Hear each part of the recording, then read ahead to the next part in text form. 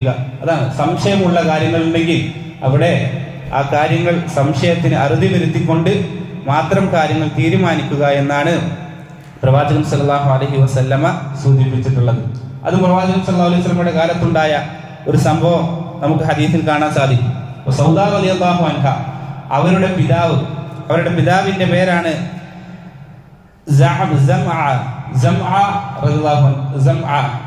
അദ്ദേഹത്തിന് ഒരു അടിമപ്പെണ്ണുണ്ടായിരുന്നു. ഈ അടിമപ്പെണ്ണിൽ ഒരു കുട്ടിയുണ്ടായി. ഈ കുട്ടിയുണ്ടായപ്പോൾ അത് മക്ക കാലഘട്ടത്തിലായി.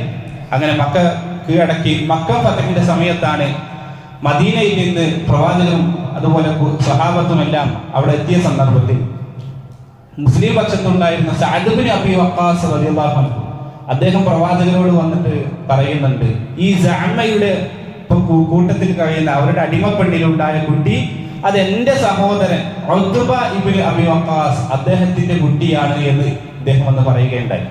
പ്രവാചകന്റെ അടുത്ത് വന്ന് പറയാണ്, ആ കുട്ടി എന്റെ സഹോദരന്റെ കുട്ടിയാണ് എന്ന് പറഞ്ഞു. പക്ഷേ ഇദ്ദേഹത്തിന്റെ മകൻ അദ്ദേഹം വന്ന് പറഞ്ഞു, അല്ല, ഇത് എന്റെ പിതാവിന്റെ കുട്ടിയാണ്. രണ്ടുപേരും തമ്മിൽ വാഗ്വാദമാണ്. അങ്ങനെ പ്രവാചകന്റെ അടുക്കൽ വന്ന പ്രവാചകൻ സല്ലല്ലാഹു അലൈഹി വസല്ലമയുടെ കാര്യം അവതരിപ്പിച്ചു. സ്വാഭാവികമായും ഇത് പ്രവാചകന്റെ ഭാര്യയുടെ സഹോദരൻ കൂടിയാണ്. ഇത്രയും കാലം അങ്ങനെയാണ് കഴിക്കപ്പെട്ടിരുന്നത്. അവർ തമ്മിൽ കാണുകയും സംസാരിക്കുകയും എല്ലാം ചെയ്തിട്ടുണ്ടായിരുന്നു.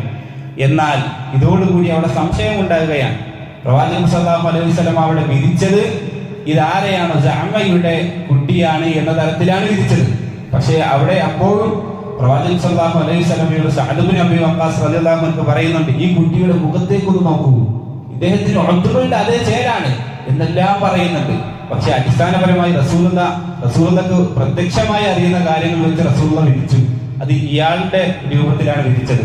അതിന്റെ കൂടെ പ്രവാചകൻ സല്ലല്ലാഹു അലൈഹി വസല്ലമ സൗദ റളിയല്ലാഹു അൻഹയോട് പറയുന്നുണ്ട്, സൗദ, ഇനി മുതൽ അവനെ എന്ത് ചെയ്യാൻ പാടില്ല, ഹിജാബ് ഇല്ലാതെ കാണാൻ പറ്റില്ല, അദ്ദേഹത്തിലേക്ക് അടുക്കാൻ പാടില്ല എന്ന് സൗദ റളിയല്ലാഹു അൻഹയോട് പറയുന്നത്. ഇത്രയും കാലം സഹോദരനായിരുന്ന ഒരു വ്യക്തിയെ പ്രവാചകൻ പറഞ്ഞു, ഇനി കാണാൻ പാടില്ല, ഹിജാബ് ഇല്ലാതെ വരാൻ പാടില്ല എന്ന് പറഞ്ഞു. എന്തുകൊണ്ട്?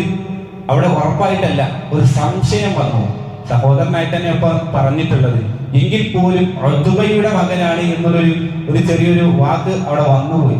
എങ്കിൽ അവിടെ ഒരു സംശയം വന്നെങ്കിൽ ആ സംശയം അവിടെ ഉണ്ട് എന്നുള്ളത് കൊണ്ട് തന്നെ പ്രവാചകൻ ഒരു സൂക്ഷ്മത പുലർത്താൻ പറഞ്ഞതായിക്കൊണ്ടുള്ള ഒരു സംഭവം നമുക്ക് കാണാൻ സാധിക്കും. ഇതെല്ലാം നമുക്ക് മനസ്സിലാക്കി തരുന്നത് സംശയമുള്ള കാര്യങ്ങൾ ഉണ്ട് എങ്കിൽ അതിന് തീർപ്പ് കൽപ്പിച്ചുകൊണ്ട് ഒരാൾ കാര്യം ചെയ്യുക. ഇല്ല എങ്കിൽ അയാൾ ഹറാമിലേക്ക് വഴുതി വീഴാൻ സാധ്യതയുണ്ട് എന്നാണ് ഹദീസുകളെല്ലാം പഠിപ്പിക്കുന്നത്.